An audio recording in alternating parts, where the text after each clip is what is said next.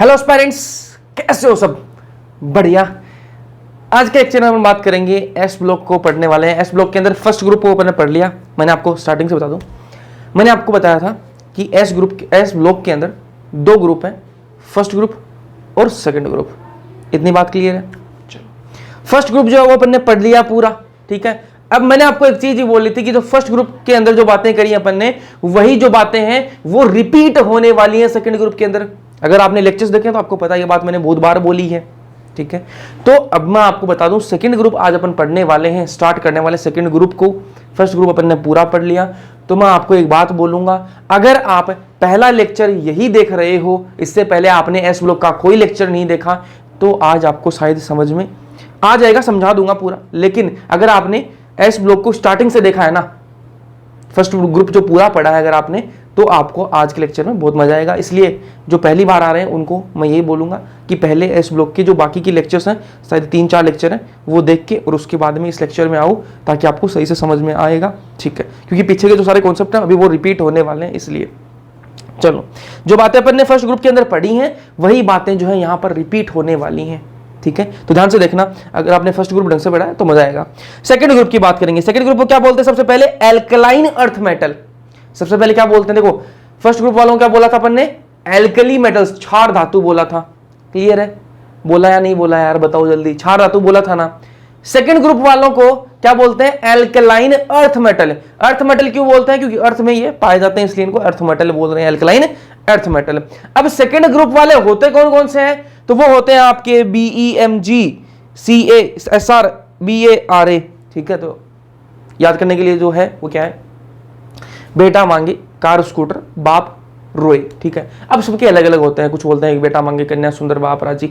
सबके अलग अलग हैं। मैं ऐसे याद कर रखा है मैंने, तो आप अगर ऐसे याद करना चाहो तो कर सकते हो, बाकी आपकी मर्जी है।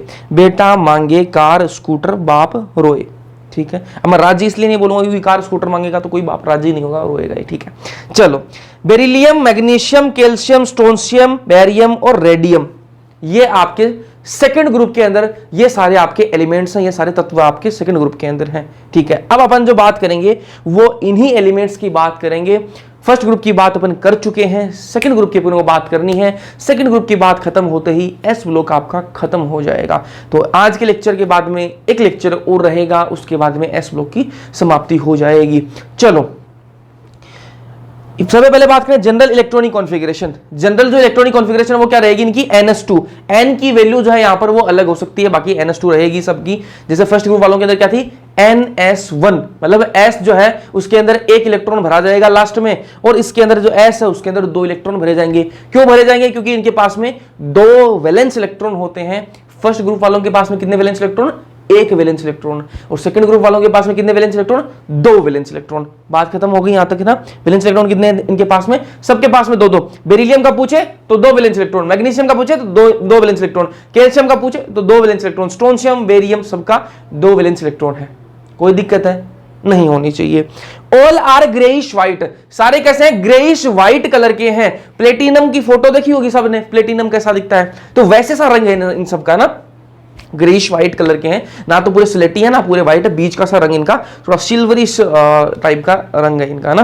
देखो, ये धातुएं क्षार धातुओं की तुलना में अधिक कठोर होती हैं। क्षार धातु कौन सी? फर्स्ट ग्रुप वाले जो है ना उनको क्षार धातु बोलते हैं। तो ये जो है ना सेकंड ग्रुप वाले जो हैं ये फर्स्ट ग्रुप वालों से ज्यादा कठोर होते हैं, हार्ड ज्यादा होते हैं। वो थोड़े सॉफ्ट होते थे, ये थोड़े हार्ड हैं उनसे, उनके कंपेयर में। दोनों की तुलना करें, फर्स्ट ग्रुप वालों की और सेकंड ग्रुप वालों की जब तुलना करेंगे अपन, देखो अब इस लेक्चर के अंदर अपन तुलना करेंगे दोनों की, फर्स्ट ग्रुप के अंदर और सेकंड ग्रुप वालों की। तो फर्स्ट ग्रुप वालों जो है वो थोड़े सॉफ्ट होते हैं, उनसे तुलना करें तो सेकंड ग्रुप वाले थोड़े से हार्ड होते ये भी सॉफ्ट ही हैं, लेकिन उनकी तुलना में थोड़े से हार्ड होते हैं। तो ये धातुएं क्षार धातुओं की तुलना में अधिक कठोर होती हैं, ठीक बात है। चलो, डायामैग्नेटिक होते हैं। ये क्या होते हैं? डायामैग्नेटिक होते हैं, मतलब प्रतिचुंबकीय होते हैं, ठीक है। और अपन इसमें रेडियम की बात ज्यादा नहीं करेंगे क्योंकि ये क्या है? रेडियो एक्टिव होता है। रेडियम की बातें अपन ज्यादा नहीं करेंगे क्योंकि ये क्या होता है? रेडियो एक्टिव होता है। जैसे फर्स्ट ग्रुप के अंदर फ्रेंशियम जो था वो क्या था? रेडियो एक्टिव था, तो मैंने उसकी ज्यादा बातें नहीं करी थी। वैसे ही यहां पर अपन रेडियम की ज्यादा बातें नहीं करेंगे क्योंकि ये भी क्या है? रेडियो एक्टिव है, इसलिए इसकी ज्यादा बातें नहीं करेंगे। बेरिलियम से लेके बेरियम तक, लियम से लेके बेरियम तक अपन बातें करेंगे, बीई से लेके बा तक, ठीक है, बी से बा तक बात करेंगे, ठीक है। चलो परमाणु आकार की बात करते हैं। सबसे पहले किसकी बात करेंगे, इनके परमाणु आकार, मतलब परमाणु आकार का मतलब एटॉमिक साइज क्या है ना, कोई छोटा है भाई, बड़ा है, क्या है, एटॉमिक साइज जो है उसकी बात करेंगे, परमाणु का आकार कैसा है उसकी बात करेंगे, है ना। तो फर्स्ट ग्रुप से छोटे होते हैं ये, है ना, फर्स्ट ग्रुप से छोटे हैं। जो फर्स्ट ग्रुप वाले जो एलिमेंट्स हैं, फर्स्ट ग्रुप वाले कौन है, क्षार धातु, आपके लीला ने कहा रूबी सजी, फिर lithium, sodium, potassium, rubidium, caesium, ठीक है। उनसे ये जो सेकंड ग्रुप वाले हैं वो छोटे होते हैं। अब क्यों होते हैं छोटे, उसकी मैंने आपको यार पीरियोडिक टेबल, जब से ये इनऑर्गेनिक केमिस्ट्री मैंने स्टार्ट करी है ना, तब से मैं आपको एक चीज बोल रहा हूं कि ये आपकी क्या है, पीरियोडिक टेबल है, ये आपकी क्या है, पीरियोडिक टेबल है। जब अपन लेफ्ट से राइट की तरफ जाते हैं, लेफ्ट साइड से जब अपन राइट की तरफ जाते हैं तो क्या होती है, एटॉमिक साइज जो है वो कम होती है। तो फर्स्ट ग्रुप कहां पर है, लेफ्ट साइड में, ठीक है, लेफ्ट में है, ठीक है। और सेकंड ग्रुप कहां पर है, राइट साइड में है, ठीक है। तो वैसे तो लेफ्ट साइड में है, लेकिन फर्स्ट ग्रुप वालों के तो राइट साइड में है ना। फर्स्ट ग्रुप यहां पर है, सेकंड ग्रुप यहां पर है, तो फर्स्ट ग्रुप से तो राइट साइड में ही है ना, ठीक है। तो साइज क्या है, फर्स्ट ग्रुप वालों से छोटी होती है इनकी। इसको मैं मिटा दूं ताकि नोट्स थोड़े अच्छे दिखे ना, ठीक है। तो क्या है, पहला पॉइंट क्या है, सबसे पहले एटॉमिक साइज की बात करें तो फर्स्ट ग्रुप वालों से इनकी साइज जो है, एटॉमिक साइज जो है वो छोटी होती है, बिल्कुल ठीक बात है। बीई से बीए जाने पर साइज बढ़ती है, बीई से बीए जाएंगे तो साइज बढ़ेगी। बहुत बार बोल चुका हूं इस लेक्चर के अंदर भी, केमिकल बॉन्डिंग के अंदर भी और पीरियोडिक टेबल के अंदर भी बहुत बार ये बात बोल चुका हूं। क्या बोल चुका हूं कि ग्रुप के अंदर, एक ग्रुप के अंदर जब ऊपर से नीचे की तरफ आते हैं, टॉप टू बॉटम आते हैं, ऊपर से नीचे की तरफ आते हैं, तो साइज बढ़ती है, एटॉमिक साइज जो है वो बढ़ती है। तो वही बात बोल रखी है कि भाई बीई से जब बीए की तरफ आएंगे तो साइज बढ़ेगी, वही बात यहां बोल रखी है, बीई से बीए जाने पर साइज बढ़ती है, ठीक है। इन एस ब्लॉक, अब पूरे एस ब्लॉक की बात कर रहे हैं ना, पूरे एस ब्लॉक की बात कर रहे हैं, फर्स्ट ग्रुप भी और सेकंड ग्रुप की। अगर आपको पूछे कि पूरे एस ब्लॉक के अंदर सबसे छोटा एलिमेंट कौन सा है, सबसे छोटा एलिमेंट कौन सा है, तो क्या जवाब दोगे, बीई जो है ना वो सबसे छोटा एलिमेंट है। बीई जो है वो सबसे छोटा एलिमेंट है, किससे में, एस ब्लॉक के अंदर, फर्स्ट ग्रुप और सेकंड ग्रुप दोनों में मिलाकर सबसे छोटा पूछे आपको कि स्मॉलेस्ट कौन सा है, तो बोल देना बेरिलियम जो है वो सबसे छोटा होता है। क्यों होता है, क्योंकि फर्स्ट ग्रुप के क्या राइट साइड में है, तो फर्स्ट सेकंड ग्रुप वाले क्या है, फर्स्ट ग्रुप से तो छोटे रहेंगे ना, सेकंड ग्रुप वाले फर्स्ट ग्रुप से तो छोटे रहेंगे, तो बीई जो है वो सबसे छोटा है। अब पूछते सबसे बड़ा कौन सा है, तो भैया सीजियम जो है ना वो सबसे बड़ा होता है, सीजियम जो है वो सबसे बड़ा होता है पूरे एस ब्लॉक के अंदर। फर्स्ट ग्रुप और सेकंड ग्रुप दोनों को अगर आपको साथ में पूछ ले तो बीई जो है वो सबसे छोटा है और बीए जो है वो सबसे, सॉरी सीएस जो है वो सबसे बड़ा है, ठीक है। चलो फिर बात करते हैं सॉफ्टनेस की, सॉफ्टनेस की, है ना। तो ये धातुएं फर्स्ट ग्रुप की तुलना में अधिक कठोर होती हैं, बात मैं पहले ही बता चुका हूं आपको, है ना, कठोर वाली बात तो बता ही चुका हूं आपको। तो फर्स्ट ग्रुप की जो धातु है, फर्स्ट ग्रुप की धातु तो कौन है, जब क्षार धातु हैं, lithium, sodium, potassium, rubidium, caesium, उनकी कंपेयर में, उनसे तुलना करेंगे हर एक चीज के अंदर, है ना। तो उनकी तुलना में ये जो सेकंड ग्रुप वाले जो धातु हैं इनके ज्यादा कठोर होते हैं। अब कठोर क्यों होते हैं उसका रीजन देख लो भाई, इनकी एटॉमिक साइज छोटी होती है, एटॉमिक साइज इनकी छोटी होती है। एफसीसी एचसीपी क्रिस्टल स्ट्रक्चर होता है, ये एफसीसी एचसीपी क्या होता है, ये अपन सॉलिड स्टेट के अंदर पढ़ेंगे, सॉलिड स्टेट वाला जो चैप्टर है उसके अंदर पढ़ेंगे ना इसको अच्छे से। पैकिंग कैपेसिटी 74%, अभी ये याद रखो आप, है ना, इनको समझेंगे अपन कहां पर, सॉलिड स्टेट के अंदर ना, अभी इनको बस आप याद रखो, ठीक है, कि एफसीसी और एचसीपी टाइप का क्रिस्टल बनाते हैं। पैकिंग कैपेसिटी 74% है। वैलेंस शेल में 2 वैलेंस इलेक्ट्रॉन होने के कारण मजबूत धात्विक बॉन्ड बनते हैं, मेटेलिक बॉन्ड थोड़े स्ट्रॉन्ग बनते हैं। इनके अंदर क्या है भाई, मैंने आपको बता दिया कि इनके पास में क्या है, 2 वैलेंस इलेक्ट्रॉन है, इनके पास में क्या है, 2 वैलेंस इलेक्ट्रॉन है, 2 वैलेंस इलेक्ट्रॉन है। और फर्स्ट ग्रुप वालों के पास में क्या है, 1 वैलेंस इलेक्ट्रॉन है, 1 वैलेंस है इलेक्ट्रॉन है ना, और इनके पास में क्या है, 2 वैलेंस इलेक्ट्रॉन है। इसलिए इनके जो मेटेलिक बॉन्ड बनेंगे वो क्या बनेंगे, थोड़े से कमजोर बनेंगे, थोड़े से क्या बनेंगे, वीक बनेंगे, ठीक है। वही बात करें, इनके पास में 2 वैलेंस इलेक्ट्रॉन है तो ये क्या ज्यादा मेटेलिक बॉन्ड बनाएंगे, तो इनके जो मेटेलिक बॉन्ड है वो क्या बनेंगे, स्ट्रॉन्ग बनेंगे, है ना। सेकंड ग्रुप वालों के जो मेटेलिक बॉन्ड बनते हैं वो क्या बनते हैं, स्ट्रॉन्ग बनते हैं। तो वैलेंस शेल में 2 वैलेंस इलेक्ट्रॉन होने के कारण मजबूत धात्विक बॉन्ड बनते हैं, उसकी वजह से ये ज्यादा कठोर होते हैं, ठीक बात है। तो फर्स्ट ग्रुप वालों से ये ज्यादा कठोर होते हैं, सेकंड ग्रुप वाले क्यों होते हैं उसका रीजन मैंने बताया कि साइज छोटी है इनकी, एफसीसी और एचसीपी जो स्ट्रक्चर इनका उसकी वजह से, और 74 इनकी 74% इनकी पैकिंग कैपेसिटी है, और उसके अलावा इनके पास में 2 वैलेंस इलेक्ट्रॉन है, जिसकी वजह से ये मजबूत मेटेलिक बॉन्ड बना लेते हैं और इसी के कारण ये ज़्यादा कठोर होते हैं। फिर बात करें अपन मेल्टिंग और बॉइलिंग पॉइंट की, भाई वही सारी चीज़ें, कॉन्सेप्ट जो है ना वही सारे रिपीट हो रहे हैं। ये फर्स्ट ग्रुप के अंदर बता चुका हूँ, मेल्टिंग और बॉइलिंग पॉइंट का भी सिस्टम मैंने बता दिया है आपको, ठीक है। तो ध्यान से सुनो, एटॉमिक साइज कम और वैलेंस शेल में 2 इलेक्ट्रॉन होने के कारण एटॉमिक साइज एक तो इनकी छोटी है यार, है ना, फर्स्ट ग्रुप वालों से एटॉमिक साइज इनकी छोटी है, बिल्कुल छोटी है। एटॉमिक साइज तो छोटी ही है, साथ में वैलेंस इलेक्ट्रॉन कितने हैं? 2 वैलेंस इलेक्ट्रॉन भी इनके पास में। एक तो एटॉमिक साइज छोटी, ऊपर से 2 वैलेंस इलेक्ट्रॉन होने के कारण मेटेलिक बॉन्ड फर्स्ट ग्रुप से अधिक मजबूत होता है। अभी बात कर चुके थोड़ी देर पहले कि 2 वैलेंस इलेक्ट्रॉन है इनके पास में और एटॉमिक साइज भी छोटी है, इस वजह से इनके जो मेटेलिक बॉन्ड बनते हैं वो मजबूत बनते हैं, इसलिए मेल्टिंग और बॉइलिंग पॉइंट इनकी अधिक होती है। इनका जो मेल्टिंग और बॉइलिंग पॉइंट जो है वो क्या होता है? अधिक होता है। क्यों भाई? इनकी तो साइज छोटी है, ऊपर से 2 वैलेंस इलेक्ट्रॉन है, इसकी वजह से इनके मेटेलिक बॉन्ड जो है वो मजबूत बनते हैं और उसी की वजह से इनका मेल्टिंग और बॉइलिंग पॉइंट जो है वो अधिक होता है।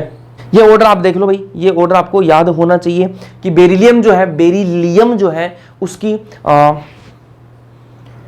एटॉमिक साइज सबसे छोटी है, इसलिए मेल्टिंग और बॉइलिंग पॉइंट जो है वो सबसे ज्यादा है। वहीं बात करें अगर अपन इस हिसाब से चलें तो फिर बेरियम Ba जो है, ठीक है, उसकी एटॉमिक साइज जो है वो सबसे बड़ी है, इसलिए उसका मेल्टिंग और बॉइलिंग पॉइंट जो है वो कम है। लेकिन यहाँ पर Mg जो है ना उसका सबसे कम होता है। रीजन क्या है? वही लिथियम के साथ में क्या करता है, ये डायगोनल रिलेशनशिप मैंने आपको बताया था कि लिथियम और मैग्नीशियम जो उल्टे चलते हैं ना, तो ये क्या है, इसकी सबसे कम होती है और Be जो है इसकी सबसे ज्यादा।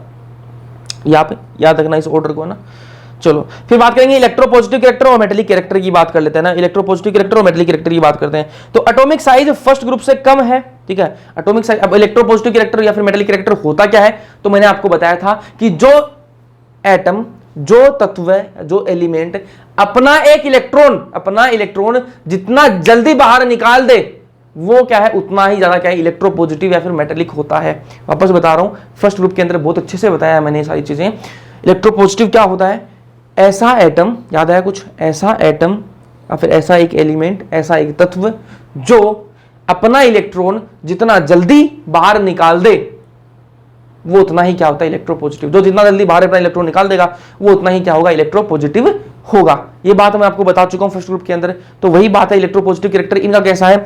इनकी एटॉमिक साइज छोटी है फर्स्ट ग्रुप वालों से, ये बात तो मानते हो ना। एटॉमिक साइज इनकी कम है फर्स्ट ग्रुप वालों से। अब एटॉमिक साइज जब कम है, ये भैया एटॉमिक साइज है इनकी, मतलब छोटी एटॉमिक साइज है, ये एटॉमिक साइज है इनकी। यहां पर क्या है, न्यूक्लियस है, यहां पर इलेक्ट्रॉन है, तो ये न्यूक्लियस जो इलेक्ट्रॉन को पकड़ के रखेगा, किसके पकड़ के रखेगा? यहां पर इलेक्ट्रॉन को जो है बाहर नहीं निकाला जाएगा, जल्दी से इलेक्ट्रॉन जो है वो बाहर नहीं निकल पाएगा। फर्स्ट ग्रुप वालों की साइज थोड़ी बड़ी होती है सेकंड ग्रुप वालों से, इसलिए उनमें से इलेक्ट्रॉन निकालना आसान है, जल्दी से इलेक्ट्रॉन निकल जाता है। यहां पर साइज छोटी है, इस वजह से इलेक्ट्रॉन जल्दी नहीं निकलता भाई। इलेक्ट्रोपॉजिटिव कैरेक्टर क्या है, इनके कम है फर्स्ट ग्रुप वालों से, क्योंकि इलेक्ट्रोपॉजिटिव कैरेक्टर क्या है, जो जितना जल्दी इलेक्ट्रॉन दे देता है वो ही क्या है भाई, इलेक्ट्रोपॉजिटिव होता है। तो atomic size in first group से कम है इनकी, एटॉमिक साइज इनकी फर्स्ट ग्रुप से कम है, इसलिए इलेक्ट्रोपॉजिटिव कैरेक्टर फर्स्ट ग्रुप से कम होता है, पहले ग्रुप से इनके जो इलेक्ट्रोपॉजिटिव कैरेक्टर वो कम होता है, ठीक है। Be से Ba जाएंगे, Be से Ba जाने पर इलेक्ट्रोपॉजिटिव कैरेक्टर बढ़ता है। Be से जब अपन Ba जाते हैं तो इलेक्ट्रोपॉजिटिव कैरेक्टर बढ़ता है। क्यों बढ़ता है? क्योंकि भैया बेरिलियम जो उसकी साइज छोटी है और बेरियम की साइज बड़ी हो जाती है, तो बड़ी साइज वाले में से क्या है, इलेक्ट्रॉन निकालना आसान होता है, इलेक्ट्रॉन जल्दी निकलेगा तो वो इलेक्ट्रोपॉजिटिव ज्यादा होगा, इसलिए Be से Ba जाएंगे तो इलेक्ट्रोपॉजिटिव कैरेक्टर बढ़ता है, ठीक है। चलो फिर बात करेंगे फ्लेम टेस्ट की। फ्लेम टेस्ट क्या होता है बता चुका हूं, फर्स्ट ग्रुप जो पढ़ाया था मैं आपको बता चुका हूं कि अपन ने एक कैंडल जलाई थी, उस पर क्या है, नमक का पानी अपन ने स्प्रे किया था, तो क्या हुआ था, कलर आया था, वहां पर कलर दिखा था अपन को। वैसा ही कलर इनमें भी दिखता है, लेकिन बेरिलियम और मैग्नीशियम जो है ये क्या है, फोटो, ये जो फ्लेम टेस्ट है ये नहीं देते हैं। क्यों नहीं देते हैं उसकी बात कर लेते हैं। तो बेरिलियम और मैग्नीशियम की एटॉमिक साइज कम होने के कारण, इनकी एटॉमिक साइज कम है, इनके इलेक्ट्रॉन्स टाइटली बंधे हुए होते हैं, ठीक है। एटॉमिक साइज छोटी है, अब छोटी एटॉमिक साइज है, ये प्लस है आपका और ये इलेक्ट्रॉन है, ये प्लस जो है इलेक्ट्रॉन को, ये जो न्यूक्लियस इलेक्ट्रॉन को पकड़ के रखेगा, कस के पकड़ के रखेगा, इनको ऊपर जाने ही नहीं देगा, हायर लेवल पर जाने ही नहीं देगा। तो बेरिलियम और मैग्नीशियम एटॉमिक साइज कम होने के कारण इनके इलेक्ट्रॉन्स जो है वो टाइटली बंधे होते हैं, इसलिए वो इलेक्ट्रॉन्स एक्साइट होकर हायर लेवल पर नहीं जाते हैं, इसलिए Be और Mg फ्लेम टेस्ट नहीं दिखाते हैं। अब फ्लेम टेस्ट होता क्या है, फर्स्ट ग्रुप के अंदर यार पढ़ाया था मैंने, बहुत अच्छे से बता चुका हूँ इस चीज को, तो मैं वापस बोल रहा हूँ, अगर आपने फर्स्ट ग्रुप वाला नहीं देखा है ना, इसके एक्स ब्लॉक के पिछले लेक्चर्स नहीं देखे हैं तो फिर मज़ा नहीं आएगा। तो फर्स्ट लेक्चर से देखना स्टार्ट करना यार, है ना। बीच में से मत देखना कि आज स्टार्ट किया तो आज के लेक्चर देख लेना ना, फर्स्ट ग्रुप जो लेक्चर है वो देख के आना, ठीक है। एस ब्लॉक का तो कम से कम देख ही लेना, तभी समझ में आएगा, क्योंकि फर्स्ट ग्रुप जो मैंने पढ़ाया है उसी से सारा रिलेटेड है, ठीक है। तो वापस बता देता हूँ, एक बार फिल्म टेस्ट बता तो देता हूँ मैं आपको, लेकिन आपको देख लेना यार, है ना। फिल्म टेस्ट क्या होता है, देखो ध्यान से सुनना। अपन ने क्या लिया, इनका सोल्ट लिया, कोई सा का भी सोल्ट ले लिया मैंने, जैसे CaCl ले लिया, है ना, ठीक है, सोल्ट ले लिया। और ये क्या, मैंने कैंडल जला दी, मोमबत्ती जला दी मैंने, ठीक है। इसको मैंने पानी में घोल लिया, पानी में घोल लिया, ठीक है। पानी में घोलने के बाद में नमक घुल जाएगा। पानी में घोलने के बाद में क्या करूंगा मैं, ये जो आग जला रखी है यहाँ पर, ये जो आग जला रखी है, इस पर क्या करूंगा मैं, इस पानी को स्प्रे करूंगा, थोड़ा थोड़ा डालूंगा ना, बूंदे डालूंगा, वरना तो ये आग बुझ जाएगी, है ना। तो स्प्रे करूंगा थोड़ा सा। जब मैं स्प्रे करूंगा ना तो क्या होगा, मुझे यहाँ पर कलर दिखाई देगा। इस जो ये आग जल रही है, ये जो फ्लेम है, ये जो ज्वाला है, इसके अंदर मुझे क्या दिखाएगा, कलर दिखाई देगा। कैसा कलर दिखाई देगा, ये वाला ब्रिक रेड कलर दिखाएगा। ईंट जैसी लाल होती है ना, वैसा मुझे लाल रंग दिखाई देगा। क्यों दिखाई देता है, अब इसका रीजन बता देता हूं क्यों दिखाई देता है ये। इसको मैं थोड़ा सा मिटा देता हूं, तो क्यों समझाता हूं क्यों दिखाई देता है, उसका रीजन देखो भाई। ये आपका एटम है, ये आपका एटम है, इसके अंदर यहां पर ये इलेक्ट्रॉन्स है, बिल्कुल इलेक्ट्रॉन्स है। जैसे ही ये आग देते हो आप इसको, जैसे इसको थोड़ी एनर्जी दोगे तो इसके जो इलेक्ट्रॉन्स है वो एक्साइट होकर क्या ऊपर चले जाते हैं, हाइयर लेवल पर जाएंगे, ठीक है। उन देखो आपने एनर्जी दी, इनको दे दी एनर्जी, तो इन्होंने क्या किया, एनर्जी को, ये जो इलेक्ट्रॉन्स है एनर्जी को क्या करते हैं, एब्जॉर्ब करते हैं, अवशोषित करते हैं। अवशोषित होने के कारण इनके अंदर एनर्जी हो जाता है। अब किसी के अंदर एनर्जी हो जाता हो तो वो फुदकता रहता है, पूरे दिन फुदकता रहेगा ना, उछलता रहेगा, उछलता कूदता रहेगा। तो वैसे ही इनके पास एनर्जी आ गई, एनर्जी आती है, क्या इलेक्ट्रॉन जो है वो एक्साइट होकर ऊपर जाते हैं। ऊपर जाने के बाद में वापस जब नीचे आते हैं ना, ये इलेक्ट्रॉन्स यहाँ गए, ठीक है, वापस जब नीचे आएंगे ना, वापस जब नीचे आएंगे तो जो एनर्जी है उसको क्या करेंगे, रिलीज करेंगे, बाहर निकालेंगे। और जब वो एनर्जी बाहर निकालते तो अपन को कलर दिखाई देता है, अपन को कलर दिखाई देता है। तो वही यहाँ पर हुआ, अपन ने जो पानी में घोला, जो नमक घोला ना, उसको जब मैंने स्प्रे किया, तो स्प्रे करने पर क्या हुआ, ये आग तो थी, तो ये एनर्जी जो है ना, जो इलेक्ट्रॉन्स उन्होंने एब्जॉर्ब करी, वो ऊपर गए, ऊपर जाने के बाद जब वापस नीचे आए तो कलर दिखाई दिया अपन को, है ना। तो ये फ्लेम टेस्ट होता है फर्स्ट ग्रुप के अंदर, ऑलरेडी मैं बहुत अच्छे से बता चुका हूं, बस एक बार वापस मैंने बता दिया ताकि आपको याद आ जाए, ठीक है। अब बीई और एमजी जो है वो कलर नहीं, ये फ्लेम टेस्ट जो वो नहीं दिखाते हैं, ठीक है। बीई और एमजी जो है ना, बीई और एमजी ये फ्लेम टेस्ट नहीं दिखाते। क्यों नहीं दिखाते, क्योंकि इनकी एटॉमिक साइज छोटी है, जो इनके इलेक्ट्रॉन्स है वो बहुत अच्छे से बंधे हुए होते हैं। पॉजिटिव जो वो इनको बहुत अच्छे से कस के पकड़ के रखता है, तो आप कितनी भी आग दे दो वो छोड़ता नहीं है, उनको छोड़ता नहीं है, तो एक्साइट नहीं होंगे वो इलेक्ट्रॉन्स, ऊपर नहीं जाएंगे, ऊपर नहीं जाएंगे तो वापस नीचे आने का तो सवाल ही पैदा नहीं होता ना। तो बीई और एमजी जो है वो फ्लेम टेस्ट नहीं दिखाते हैं। ये बातें आपको याद होनी चाहिए कि बीई और एमजी जो है वो फ्लेम टेस्ट नहीं दिखाते हैं। अब बाकी के दिखाते हैं, बाकी बच गए कौन, कैल्शियम, स्ट्रोंशियम और बेरियम, ये तीनों दिखाते हैं। तो Ca ब्रिक रेड कलर दिखाएगा। जब Ca को आप आग दोगे, उसके इलेक्ट्रॉन्स जो हैं वो ऑक्साइड होकर ऊपर जाएंगे, जब वापस नीचे आएंगे तो कलर दिखाएंगे कैसा, ब्रिक रेड कलर दिखाते हैं। स्ट्रोंशियम कैसा कलर दिखाता है, क्रिम्सन रेड, याद होना चाहिए आपको। बेरियम जो कैसा कलर दिखाता है, एप्पल ग्रीन कलर दिखाता है। चलो फिर आगे चलते हैं, रिएक्शन विद NH3, ठीक है, रिएक्शन विद NH3।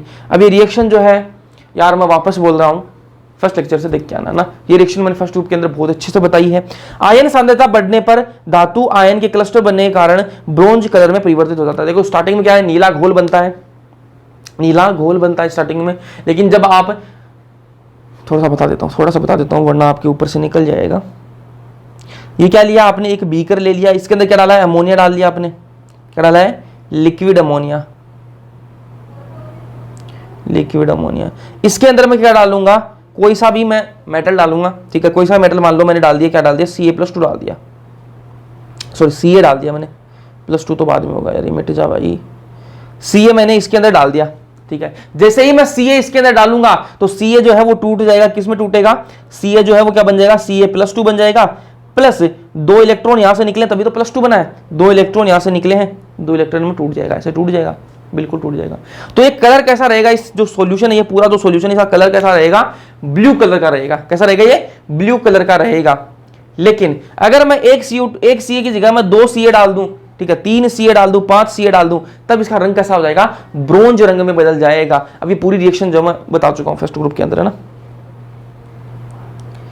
तो आयन की सांद्रता बढ़ाने पर, आयन की सांद्रता मैंने बढ़ाई कि मैंने क्या कर दी, यहाँ पर 5 Ca डाले तो यहाँ पर क्या जाएगा, 5 Ca+2 बन जाएंगे, 5 ही क्या 10 क्या बन जाएंगे, इलेक्ट्रॉन बन जाएंगे। तो आयन की सांद्रता बढ़ने पर क्या होगी, धातु आयन की क्लस्टर बनने लग जाएंगे, ये जो धातु आयन इनकी क्लस्टर एक जगह इकट्ठे होने लग जाएंगे, क्लस्टर बनने लग जाएंगे, और उसके कारण जो ब्रोंज घोल है वो क्या हो जाएगा, ब्रोंज कलर में परिवर्तित हो जाएगा। शुरू में कैसा बनता है, ब्लू कलर का बनता है, लेकिन आप जब सांद्रता बढ़ाओगे तो कैसा हो जाएगा, ब्रोंज कलर का हो जाएगा, कांस्य रंग। ठीक है। CaSr और Ba अमोनिया युक्त इलेक्ट्रॉन का नीला घोल बनाते हैं। ठीक है। कैल्शियम, स्ट्रोंशियम और बेरियम जो है वो अमोनिया युक्त इलेक्ट्रॉन का एक नीला घोल बनाते हैं, बता चुका हूं आपको, नीला घोल बनाते हैं ये जो अमोनिया इलेक्ट्रॉन है ये। ठीक है। चलो, Be और Mg आकार में छोटे होते हैं, Be और Mg जो है वो आकार में छोटे होते हैं, साइज छोटी है Be और Mg की, इसलिए उनकी आयनेशन एनर्जी ज्यादा होती है। आयनेशन एनर्जी क्या होती है बता चुका हूं यार। ठीक है, सारी बातें बता चुका हूं। ठीक है, तो आप अगर लेक्चर लेके आए तो मजा आएगा ना, बार बार बोल रहा हूँ, मुझे भी लग रहा है बहुत रिपीट कर रहा हूँ मैं, इसीलिए मैं बोल रहा हूँ कि लेक्चर देख के आना। चलो, Be और Mg जो है वो ब्लू सॉल्यूशन नहीं बनाएंगे। ठीक है, क्यों नहीं बनाएंगे, क्योंकि उनकी साइज छोटी होती है, साइज छोटी होती है तो उनमें से इलेक्ट्रॉन जल्दी से नहीं निकलेंगे, इलेक्ट्रॉन नहीं निकलेंगे। यहाँ पर इलेक्ट्रॉन का तो खेल है कि इलेक्ट्रॉन निकाल दो जल्दी से, इनकी साइज छोटी है, इनसे इलेक्ट्रॉन नहीं निकलते हैं, इसलिए ये क्या है, लिक्विड अमोनिया के अंदर, लिक्विड NH3 के अंदर नहीं घुलते हैं। वही बातें यहाँ लिख रखी हैं कि Be और Mg आकार में क्या होते हैं, छोटे होते हैं, इसलिए इनकी आयनेशन एनर्जी जो है वो अधिक होती है, इसलिए ये लिक्विड अमोनिया के अंदर, लिक्विड NH3 में नहीं घुलते हैं। ठीक है। अगर गहरे नीले रंग के घोल को लंबे समय तक रखा जाए तो वह फीका पड़ जाता है, ऐसा मेटल अमाइड के निर्माण के कारण होता है। जो अपना जो घोल बना, नीले रंग का जो घोल बना है, अगर उसको अपन छोड़ दें, अगर ऐसे छोड़ दें ना, लंबे समय तक छोड़ देंगे तो वो कैसा हो जाएगा, फीका पड़ जाएगा, क्योंकि उसके अंदर क्या बन जाएंगी, मेटल अमाइड जो है वो उनका निर्माण होने लगता है। चलो, फिर बात करेंगे फोटो इलेक्ट्रिक इफेक्ट क्या होता है, प्रकाश विद्युत प्रभाव बोलते हैं। फोटो इलेक्ट्रिक इफेक्ट होता क्या है थोड़ा सा बता देता हूं। ये आपने कोई मेटल लिया, जब आप इस पर लाइट डालोगे, तो क्या होगा, यहां पर होगा क्या, प्रकाश डालोगे तो क्या होगा, इस मेटल के जो इलेक्ट्रॉन्स है ना, इस मेटल के जो इलेक्ट्रॉन्स हैं वो उस लाइट को क्या करेंगे, एब्जॉर्ब करेंगे, अवशोषित करेंगे। आपने एक मेटल लिया, मेटल पर आपने लाइट डाली, उस मेटल के जो इलेक्ट्रॉन्स वो क्या करेंगे, उस लाइट को क्या करेंगे, अवशोषित करेंगे। अवशोषित करने के बाद में वो इलेक्ट्रॉन्स जो है इस मेटल से बाहर निकल जाएंगे, वही क्या होता है, फोटो इलेक्ट्रिक इफेक्ट होता है। समझ में आई, फोटो इलेक्ट्रिक इफेक्ट क्या होता है वो समझ में आ गया आपको। चलो, अब आपको एक बात बता दूं, फर्स्ट ग्रुप के अंदर ये भी बता चुका हूं मैं। ठीक है, तो ये जो सेकंड ग्रुप वाले होते हैं ये फोटो इलेक्ट्रिक इफेक्ट नहीं दिखाते हैं, क्यों नहीं दिखाते हैं उसकी बात कर लेते हैं। सेकंड ग्रुप के जो तत्व हैं वो फोटो इलेक्ट्रिक इफेक्ट नहीं दिखाते हैं, क्योंकि इनकी एटॉमिक साइज वही छोटे हैं, एटॉमिक साइज जो है इनकी कम है, इसलिए आयनाइजेशन एनर्जी जो है वो फर्स्ट ग्रुप वालों से ज्यादा होती है। एटॉमिक साइज छोटी है, इलेक्ट्रॉन्स को टाइटली पकड़ के रखेंगे, इलेक्ट्रॉन जो इतनी आसानी से नहीं निकलेंगे, भाई कोई लाइट आई उसको एब्जॉर्ब करके इलेक्ट्रॉन बाहर निकल जाएंगे, इलेक्ट्रॉन बाहर नहीं निकलेंगे जल्दी से, इसलिए क्या है, फोटो इलेक्ट्रिक इफेक्ट नहीं दिखाते हैं। फिर आगे बात करते हैं अपन किसकी, स्टैंडर्ड ऑक्सीडेशन पोटेंशियल की बात करते हैं, और मानक ऑक्सीकरण विभव बोलते हैं इसको हिंदी में ना। होता क्या है, ये स्टैंडर्ड ऑक्सीडेशन पोटेंशियल क्या होता है, सिंपल सी भाषा में बताऊं आपको कि जो अपने इलेक्ट्रॉन्स जितना जल्दी बाहर निकाल दे, जो अपने इलेक्ट्रॉन्स पानी के अंदर जितना जल्दी बाहर निकाल दे, वही क्या होता है, उसकी एसओपी उतनी ज्यादा होती है। ये स्टैंडर्ड ऑक्सीडेशन पोटेंशियल को मैं शॉर्ट में एसओपी बोल रहा हूं। ठीक है, तो ये मानक ऑक्सीकरण विभव क्या होता है कि जो एटम या फिर जो इलेक्ट्रॉन, अब जो इलेक्ट्रॉन नहीं बोला, जो एटम या फिर जो एलिमेंट, जो तत्व अपने इलेक्ट्रॉन्स जितने जल्दी बाहर निकाल देता है, जो या कोई भी एटम, कोई भी एलिमेंट, कोई भी तत्व अपने इलेक्ट्रॉन्स जितना जल्दी बाहर निकाल देगा, उसका मानक ऑक्सीकरण विभव जो है उतना ही ज्यादा होगा। ठीक है, तो स्मॉल साइज के कारण इनकी एसओपी की वैल्यू कम होती है। क्यों? क्योंकि भाई साइज छोटी है, तो इनमें से इलेक्ट्रॉन निकालना, मैंने ये तो बोला कि जो एटम अपने इलेक्ट्रॉन जितने जल्दी बाहर निकाल देगा, उसकी एसओपी की वैल्यू उतनी ज्यादा होगी, स्टैंडर्ड ऑक्सीडेशन पोटेंशियल उतना ही ज्यादा होगा। यहां पर इनकी साइज छोटी है, साइज छोटी होने के कारण इलेक्ट्रॉन्स पकड़ के रखते हैं बढ़िया से, अपने इलेक्ट्रॉन्स को इतनी जल्दी बाहर नहीं निकलने देंगे, तो इनकी एसओपी की जो वैल्यू कम होती है, एसओपी की वैल्यू कम होगी। अब एसओपी की वैल्यू कम है तो इलेक्ट्रॉन्स बाहर नहीं निकलेंगे। तो ये आपका ऑर्डर है भाई, ये आपका ऑर्डर रहेगा एसओपी का। ठीक है, रिड्यूसिंग नेचर का ना, रिड्यूसिंग कौन है सबसे ज्यादा, रिड्यूसिंग कौन है, रिड्यूसिंग एजेंट क्या होता है, ऑक्सीडाइजिंग एजेंट क्या होता है, बता चुका हूं। ठीक है, तो बीई जो है इसकी साइज सबसे छोटी है, इसलिए इसमें से इलेक्ट्रॉन निकालना तो बहुत ही मुश्किल है भाई। आरए जो है ना, आरए जो है रेडियम या फिर जो बेरियम है, इनकी साइज थोड़ी बड़ी है, इसलिए इनमें से इलेक्ट्रॉन निकालना आसान है। हाइड्रेशन एनर्जी की बात करते हैं, हीट ऑफ हाइड्रेशन, जलयोजन ऊर्जा बोलते हैं हिंदी में इसको। ठीक है। तो स्मॉल साइज के कारण हाइड्रेशन एनर्जी अधिक होती है इनकी, स्मॉल साइज इनकी, इसलिए क्या इनकी हाइड्रेशन एनर्जी अधिक होती है। अब हाइड्रेशन एनर्जी क्या होती है मैं बता चुका हूं कि जो पानी में डालने से पहले जितना छोटा होता है पानी में डालने के बाद में उतना ही बड़ा हो जाता है। कि क्या मैंने आपको क्या बताया था कि केटाइन को देख के जो आपके वाटर के मॉलिक्यूल्स हैं, H2 के जो मॉलिक्यूल्स हैं वो पागल हो जाते हैं कि भाई बहुत क्यूट आ गया, बहुत क्यूट आ गया यार, इसको तो मैं देख के पागल हो गई, तो वो क्या है उसके चिपकने लग जाएंगे, H2 मॉलिक्यूल्स हैं उसके चिपकने लग जाएंगे। एग्जांपल ये था कि टीचर का बच्चा जब आ जाता है स्कूल के अंदर तो सारी लड़कियां क्लास की उस बच्चे के ही पास में बैठी रहती हैं। बस वही बात मैंने यहाँ पर बताई थी कि जितना केटाइन जितना छोटा होगा, केटाइन जितना छोटा होगा उतना ज्यादा क्यूट होगा, क्यूट होगा तो वाटर के मॉलिक्यूल्स उतने ज्यादा चिपकेंगे। इसका मतलब क्या हुआ कि जो केटाइन पानी में डालने से पहले जितना छोटा होगा पानी में डालने के बाद में उतना ही बड़ा होगा। ठीक है, तो ये बोला मैंने स्मॉल साइज के कारण हाइड्रेशन एनर्जी इनकी अधिक होती है, क्योंकि इनकी साइज छोटी है, साइज छोटी है तो पानी में डालने के बाद में क्या है इनके वाटर मॉलिक्यूल्स बहुत ज्यादा चिपकेंगे तो हाइड्रेशन एनर्जी बढ़ेगी। तो ये आपका ऑर्डर रहेगा। Be+2 की साइज सबसे छोटी, ठीक है, बेरिलियम की साइज सबसे छोटी है तो Be+2 को जैसे पानी में डालोगे तो साइज बड़ी हो जाएगी उसकी, ठीक है। तो जो पानी में डालने से पहले जितना छोटा होता है पानी में डालने के बाद में उतना ही बड़ा हो जाता है। कैसे होता है बता चुका हूं। Be+2 सबसे ज्यादा, ठीक है, और Ba+2 सबसे कम, ठीक है। अब रीजन क्या है उसके लिए आपको फर्स्ट ग्रुप के जो लेक्चर्स हैं वो आपको देखने पड़ेंगे। चलो, रिड्यूसिंग प्रॉपर्टी बता चुका हूं अभी, ठीक है। ये जो आपका एसओपी बताया मैंने आपको, ये जो स्टैंडर्ड ऑक्सीडेशन पोटेंशियल बताया ये मैंने बता दिया आपको कि ये वीक रिड्यूसिंग एजेंट होते हैं एल्कली मेटल्स। जो फर्स्ट ग्रुप वाले जो एलिमेंट्स हैं, फर्स्ट ग्रुप वाले जो एलिमेंट्स हैं क्षार धातु हैं उनके कंपेयर में ये जो है आपके जो सेकंड ग्रुप वाले हैं ये वीक रिड्यूसिंग एजेंट होते हैं। क्यों रिड्यूसिंग वीक क्यों होते हैं? क्योंकि एल्कली मेटल्स जो है जो क्षार धातु फर्स्ट ग्रुप वाले जो है वो अपना इलेक्ट्रॉन जल्दी से बाहर निकाल देते हैं। फर्स्ट ग्रुप वाले अपने इलेक्ट्रॉन जो है वो जल्दी से बाहर निकाल देते हैं, लेकिन सेकंड ग्रुप वाले जो अपना इलेक्ट्रॉन जल्दी से बाहर नहीं निकालते हैं, ठीक है, जल्दी से बाहर नहीं निकालते हैं क्योंकि साइज छोटी है इनकी, साइज छोटी इसलिए क्या है रिड्यूसिंग एजेंट भी ये कमजोर है। तो ये आपका ऑर्डर रहेगा। Be+2 की साइज सबसे छोटी है इसलिए क्या इलेक्ट्रॉन निकालना उतना ही मुश्किल है, इसलिए क्या रिड्यूसिंग एजेंट भी कमजोर है। वहीं Ba+2 जो इसकी साइज बड़ी है इसमें से इलेक्ट्रॉन निकालना आसान है इसलिए क्या है इसके क्या है रिड्यूसिंग एजेंट बढ़िया है। चलो फिर बात करेंगे रिएक्शन विद एयर। अब ये सेकंड ग्रुप वाले हैं एलिमेंट्स जो है इनकी रिएक्शन अपन एयर के साथ में करवाएं, हवा के साथ में जब रिएक्शन करवाएं तो क्या होगा, ठीक है। तो Be को छोड़कर बेरिलियम को छोड़कर ये धातुएं हवा में आसानी से धूमिल हो जाती हैं क्योंकि सतह पर ऑक्साइड की परत बन जाएगी। Be को छोड़कर बेरिलियम को छोड़कर बाकी ये जो सेकंड ग्रुप के जितने भी एलिमेंट्स हैं चाहे आपका कैल्शियम हो, मैग्नीशियम हो, स्ट्रोंशियम हो, बेरियम हो, कोई सा भी हो सेकंड ग्रुप के एलिमेंट्स, Be को छोड़कर बेरिलियम को छोड़कर बाकी जितने बच गए वो सारे जो हैं वो एयर के साथ में रिएक्शन करके क्या बना लेते हैं वो धूमिल हो जाते हैं एयर के अंदर, ठीक है। जैसे आप उनको हवा में छोड़ोगे वो कैसे हो जाएंगे धूमिल हो जाएंगे क्योंकि उनके जो सतह है उस पर क्या बन जाएगी ऑक्साइड की एक परत बन जाएगी, Be पर नहीं बनती है ना। चलो Ba जो पाउडर के रूप में हवा के संपर्क में आने पर फट जाता है। अगर आपका बेरियम है, आपके पास में क्या है बेरियम है, Ba है और वो कैसा पाउडर के रूप में, पाउडर के रूप में उसको आप हवा में छोड़ दोगे तो क्या होगा फट जाएगा भाई, क्या हो जाएगा फट जाएगा, ठीक है। नम हवा में बेरिलियम को छोड़कर ये सभी तत्व कार्बोनेट में परिवर्तित हो जाते हैं। अगर नमी है हवा में क्या है नमी है तो बेरिलियम को छोड़कर Be को छोड़कर बाकी जितने भी एलिमेंट्स हैं सेकंड ग्रुप के वो क्या हो जाएंगे कार्बोनेट में बदल जाएंगे। शुष्क हवा में, शुष्क मतलब हवा के अंदर कोई नमी नहीं है, ड्राई एयर है ना, शुष्क हवा में बेरिलियम और Mg नाइट्राइड और ऑक्साइड दोनों बनाते हैं जबकि अन्य केवल ऑक्साइड बनाते हैं। अगर ड्राई एयर है और आप इन सेकंड ग्रुप वालों को सबको ड्राई एयर के अंदर छोड़ दोगे तो बेरिलियम और मैग्नीशियम जो है वो क्या बनाएंगे ऑक्साइड भी बनाएंगे, ऑक्सीजन के साथ में मिलकर ऑक्साइड बना लेंगे। और आपको पता है कि हवा के अंदर ऑक्सीजन भी होती है और नाइट्रोजन भी होती है, तो ये जो बेरिलियम और मैग्नीशियम है ये ऑक्सीजन के साथ में मिलकर ऑक्साइड बना लेंगे और नाइट्रोजन के साथ में मिलकर नाइट्राइड बना लेंगे। लेकिन बाकी के जो बच गया क्या कैल्शियम बच गया, स्ट्रोंशियम बच गया, बेरियम बच गया, ये सिर्फ ऑक्साइड बनाते हैं, नाइट्राइड नहीं बनाते, नाइट्रोजन के साथ में रिएक्शन नहीं करते हैं। तो शुष्क हवा में बात करें अगर ड्राई एयर है तो बेरिलियम और मैग्नीशियम जो है वो नाइट्राइड और ऑक्साइड जो है वो दोनों बनाते हैं जबकि अन्य केवल ऑक्साइड बनाते हैं, ठीक है। अब बात करेंगे रिएक्शन विद ऑक्सीजन की, वही बात कर ली अपन ने है ना कि हवा के अंदर ऑक्सीजन है तो ऑक्सीजन के साथ में रिएक्शन क्या कैसे करेंगे है ना। तो alkaline earth metals react with O2 to form MO type oxides, ठीक है।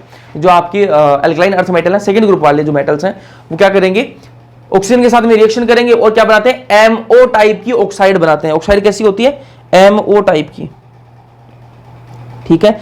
तो CaSr और Ba कैल्शियम, स्ट्रोंशियम और बेरियम फॉर्म MO2 पेरोक्साइड भी बना लेते हैं, ठीक है। सारे के सारे जो एल्कली मेटल्स हैं बेरिलियम से लेके बेरियम तक सब के सब क्या बनाते हैं ऑक्साइड तो बनाते ही हैं, एमओ, ठीक है, एमओ टाइप की क्या बनाते हैं, ऑक्साइड तो बनाते ही हैं। जैसे आपको बताऊं ऑक्साइड क्या होती है, देखो जैसे कैल्शियम की ऑक्साइड है CaO, कैल्शियम की ऑक्साइड है, BeO, बेरिलियम की ऑक्साइड है। तो ये सारे क्या है, ऑक्साइड तो बनाते ही हैं, लेकिन आपका कैल्शियम, स्ट्रोंशियम और बेरियम जो है ये परोक्साइड भी बना लेते हैं। क्या बना लेते हैं, परोक्साइड भी बना लेते हैं। मतलब CaO2, SrO2, BaO2 ये भी बना लेते हैं। तो O2 आ गया, BaO2 ये क्या है, परोक्साइड है। अगर BaO हो तो ये क्या है, ऑक्साइड है, और ये BaO2 ये क्या है, परोक्साइड है। तो ये वाले जो है ये परोक्साइड भी बना लेते हैं। मतलब बेरिलियम, मैग्नीशियम जो वो परोक्साइड नहीं बनाते हैं।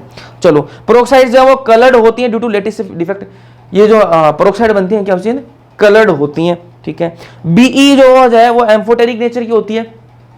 बेरिलियम ऑक्साइड जो है वो कैसे होती है, एम्फोटेरिक होती है। मैग्नीशियम ऑक्साइड वो जो है वो कैसे होती है, वीक बेस होती है, ठीक है। और CaO, calcium oxide, strontium oxide और आपका जो बेरियम ऑक्साइड है ये कैसी होती है, स्ट्रॉन्ग बेस होती है, ठीक है। तो आपको ये बोल सकता हूं कि जब आप बेरिलियम ऑक्साइड से जब आप बेरियम ऑक्साइड तक BeO से BaO तक जाओगे तो क्या होती है, बेसिक नेचर जो है वो बढ़ता है। तो यहां पर लिख रहा है basic properties increases from Be to Ba। Stability order की बात करें तो ऑक्साइड जो है वो ज्यादा स्टेबल होते हैं। ये भी मैं बता चुका हूं आपको ना कि ऑक्साइड जो वो ज्यादा स्टेबल होते हैं, पेरोक्साइड जो कम होती है, सुपर ऑक्साइड सबसे कम स्टेबल होते हैं। और ये जो सेकंड ग्रुप वाले हैं वो तो सुपर ऑक्साइड बनाते ही नहीं है, पेरोक्साइड तक ही वो लिमिटेड है। ये आपको यार इंपॉर्टेंट है, ये आपको याद होना चाहिए। यहां पर एक मिनट, ये वाली बातें आपको याद होनी चाहिए, ठीक है। कि बेरिलियम ऑक्साइड जो है वो एम्फोटेरिक नेचर की होती है, मैग्नीशियम ऑक्साइड जो है वो वीक बेस होती है, और आपके जो कैल्शियम ऑक्साइड, स्ट्रोंशियम ऑक्साइड और आपका बेरियम ऑक्साइड है ये जो है स्ट्रॉन्ग बेस होती हैं। ये बातें आपको पता होनी चाहिए। इससे आगे अपन पढ़ेंगे नेक्स्ट लेक्चर के अंदर। आज का लेक्चर समझ में आया नहीं आया, तभी समझ में आएगा यार। आज के लेक्चर में वैसे समझाने लायक कुछ था नहीं, क्योंकि मैं जो बातें थी वो ऑलरेडी मैं समझा चुका हूं। तो अगर आपने लेक्चर मेरा, क्योंकि पढ़ाना पड़ेगा, क्योंकि सेकंड पीरियड है, सॉरी पीरियड बोल रहा हूँ, सेकंड ग्रुप है तो पढ़ाना पड़ेगा, लेकिन बातें जो है वो फर्स्ट ग्रुप के अंदर बता चुका हूं आपको, है ना। तो अगर आपने देखा है तो आपको समझ में आएगा। तो कमेंट सेक्शन के अंदर कमेंट करके जरूर बताना। वीडियो पसंद है लाइक कर देना, अपने दोस्तों के साथ में शेयर कर देना। बाकी मिलते हैं नेक्स्ट लेक्चर के अंदर, तब तक के लिए पढ़ते रहो।